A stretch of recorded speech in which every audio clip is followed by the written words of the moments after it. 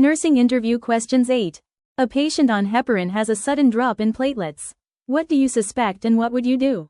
I would strongly suspect heparin-induced thrombocytopenia, HIT. This is an immune-mediated, life-threatening complication that ironically increases the risk of dangerous thrombosis, blood clots, rather than bleeding. My immediate actions would be to stop all heparin immediately, discontinue all heparin sources, including intravenous flushes, heparin-coated catheters, and low molecular weight heparin. Notify the provider. Report the drop immediately to initiate the 4T score assessment. I would prepare alternative anticoagulation with non-heparin anticoagulants as ordered. Avoid platelet transfusions, as this can increase the risk of thrombosis.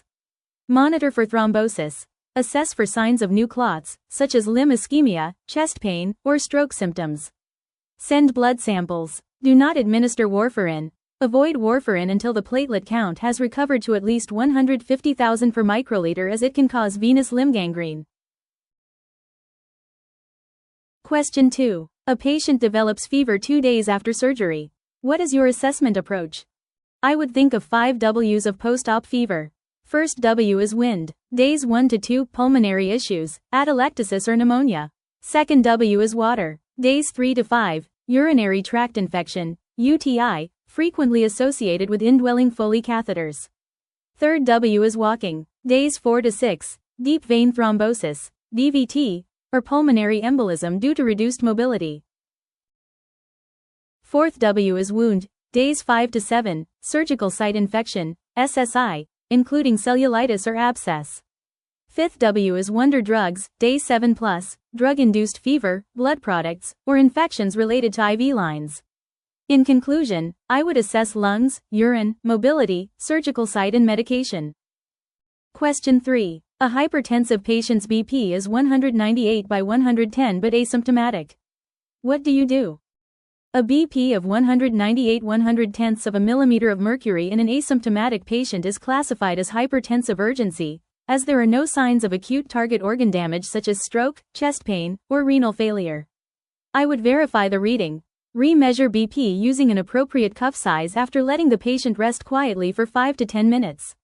Next, I would assess for signs of target organ damage such as headache, dizziness, chest pain, shortness of breath, visual changes, or nausea. Encourage rest by placing the patient in a quiet, dimly lit environment with head end of bed elevated to 30 to 45 degrees. Notify the provider. Administer medications. Oral antihypertensives such as captopril, clonidine or labetalol as ordered. Monitor BP and heart rate. Frequently monitor vital signs, typically every 15 to 30 minutes initially, to ensure the BP is decreasing gradually, for example 25% within the first few hours. Patient education on medication adherence.